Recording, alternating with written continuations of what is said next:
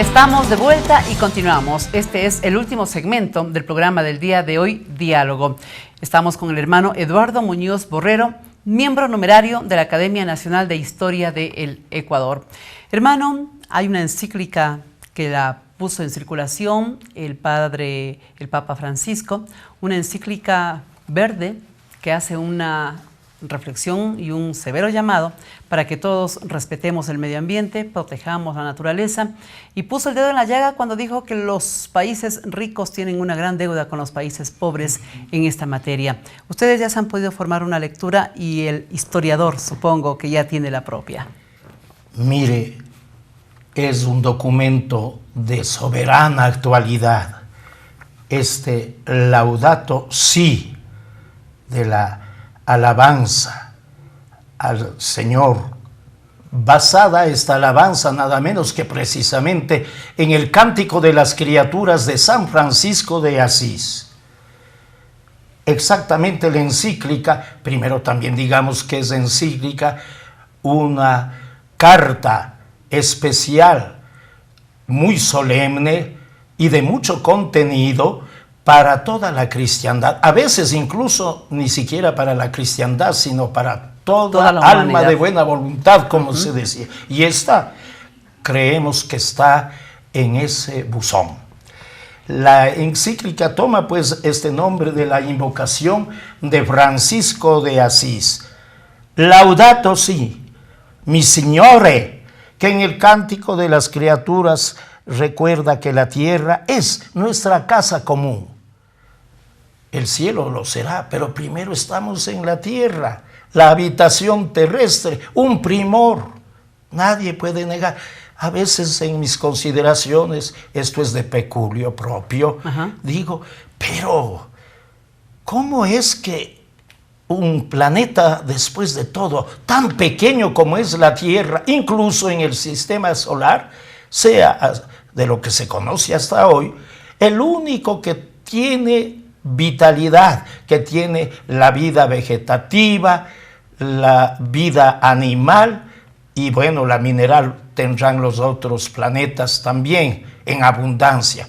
Pero la vida está en esta tierra. Allí sí viene bien lo que decía algún poeta, el sabor de la tierruca. Sin embargo, no la cuidamos, exactamente, no la protegemos. Eso es, no la protegemos, no la cuidamos. Y qué maravilla se podría tener en la tierra, que cada vez pues se va deteriorando. Y eso es lo que el Papa deja entrever en sus enseñanzas de esta encíclica, que dejará huella en toda la humanidad. Por supuesto que hay protestas, ¿no? Esas grandes potencias que están destruyendo la tierra. Por componer algo, destruyen el doble. Eso es lo que a todos pues llama la atención y a todos interpreta, desde el chiquillo que está gateando hasta el anciano que está al fin ya de su jornada, de sus días. Lo que usted acaba de decir, qué importante, hermano. A veces por componer terminamos dañando el doble de lo que era nuestra buena intención de arreglar. Ahí hay que tener mucho cuidado y saber guiarnos por el sentido común y por la experiencia, además, ¿no? ¿Cuáles pudieron haber sido las inspiraciones que tuvo el Papa Francisco para escribir esta encíclica y ponerla a conocimiento de la humanidad entera y para que ustedes la difundan a través de la Iglesia? Exactamente.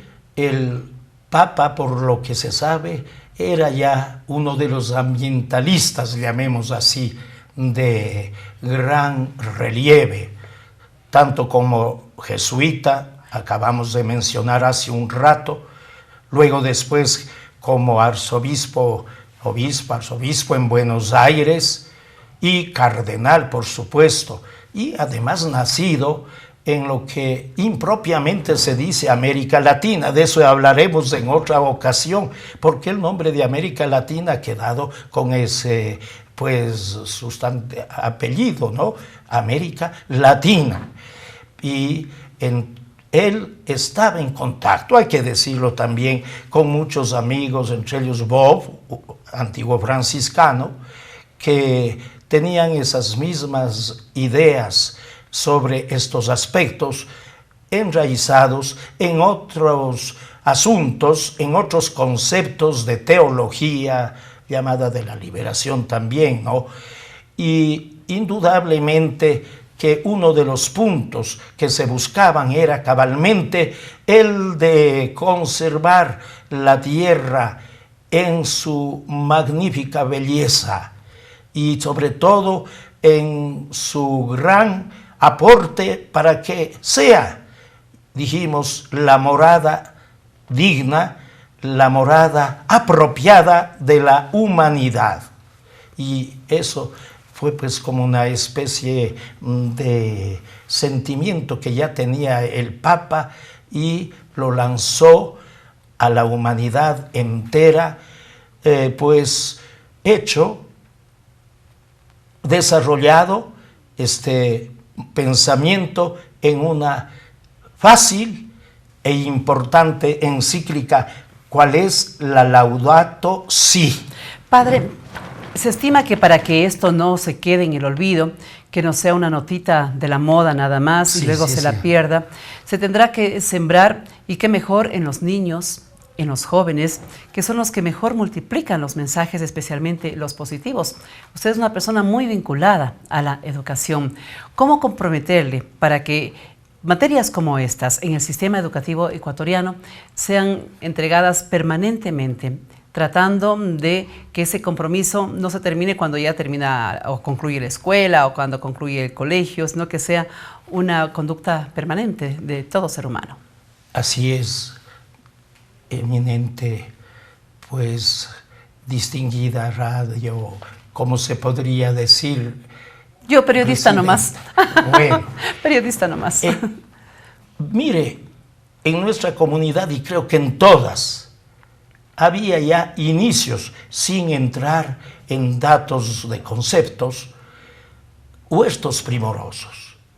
No había comunidad religiosa, me parece, de hombres y de mujeres, que hablando ya de vida religiosa, se entiende que no tuvieran sus conventos, colegios o escuelas primorosos jardines, y el cultivo de las abejas, y el cultivo de las coles, y el cultivo de los frutales, de frutas, en donde había esa posibilidad. Es decir, hay muestras de que siempre hubo esa relación iglesia-naturaleza. Y, por supuesto, educación-naturaleza. Exactamente. A los niños se los llevaba a veces como en recompensa, otras también como en castigo, al huerto, como recompensa para que se sirvan unas cuantas Claudias. Ajá, unas uvillas, unas moras. Sí, exactamente. Y también sepan lo que es la miel de abeja. Éramos técnicos en eso. Por ejemplo, en nuestros noviciados hubo alguien que cultivó no menos de 30 colmenas. Y de paso también se dice que las abejitas van desapareciendo, incluso universalmente, ¿no? Y es una pena, porque la miel es hasta un alimento bíblico, no cabe duda.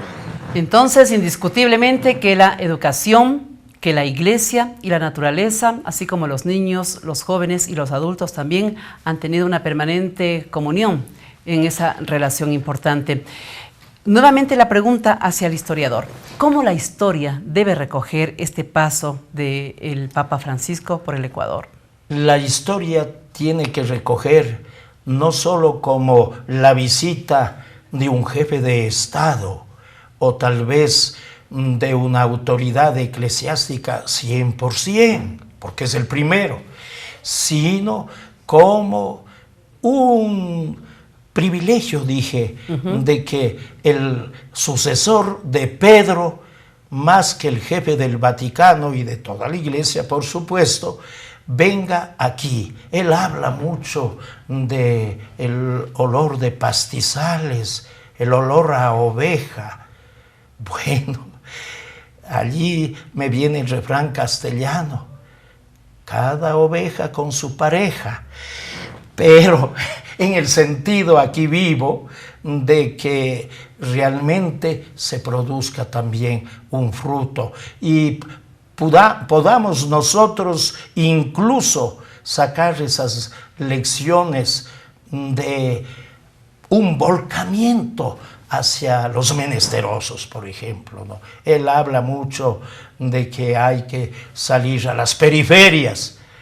Yo digo, si la periferia está a veces en la misma casa de uno, en el sentido de que allí hay que comenzar por sí mismo, ver en dónde queda la periferia de la casa, del hogar. También es una cosa que se me ocurre este rato, eso no está en la encíclica con estas palabras, ¿no? Pero es parte de la reflexión, sí. Porque además, padre, el sumo pontífice, en las distintas expresiones que recoge la prensa mundial, hace severos llamados a cuál ha sido el comportamiento de la propia Iglesia Católica, que se ha separado de la humildad, de la sencillez. Inclusive hace poco decía en una cita, palabras más, palabras menos, que él estaba muy sorprendido que se cobre, por ejemplo, que se pongan tarifas por un servicio religioso en las iglesias católicas y en las otras también. Frente a ello, ¿cuál debería ser el compromiso de la Iglesia? Bueno, sí hay un examen, un autoexamen que había que hacer, pero Pablo dice también que el trabajador merece su recompensa, por supuesto, porque si el dinero no debe ser el ídolo, pero nada se puede hacer sin dinero, ¿no? Y incluso, pues, todo lo que se realiza en los templos, en todo, la pastoral, siempre requiere de ayudas, por eso son las ayudas. Ahora, un apego nimio, un apego exagerado, en que tal vez, por ejemplo, un pobre no tenga las posibilidades de una celebración, de cualquiera que sea el sacramento, no vamos este rato a especificarlo. ¿Y qué pasa? ¿Qué sucede? Que tal vez alguno que otro, no son todos, por supuesto, ¿no?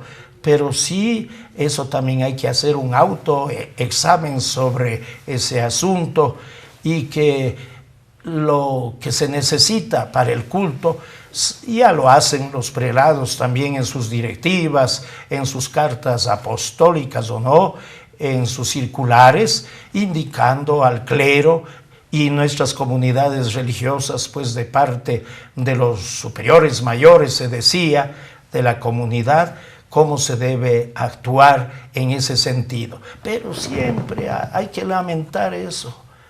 No hay que exagerar también, ¿no? Pero sin exageraciones. Se va a necesitar del dinero, se va a necesitar de esa ayuda económica, pero que no sea una obligación ni tampoco una exigencia para un matrimonio, para un bautizo, si lo principal es ese acercamiento a la fe.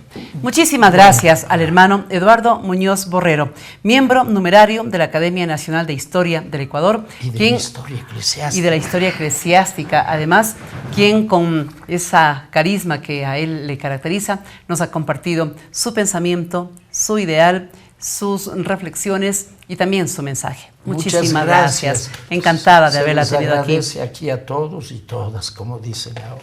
Muchísimas gracias a usted. No se mueva todavía porque tenemos que despedir este espacio, agradeciendo a quienes han seguido este programa a través de la radio y la televisión legislativa. Será hasta una próxima oportunidad, hasta un próximo diálogo. Muy buenas tardes. Gracias por acompañarnos en Diálogo. Fueron 60 minutos de reflexión sobre los temas que interesan a todas y todos. Diálogo, la fuerza de las ideas.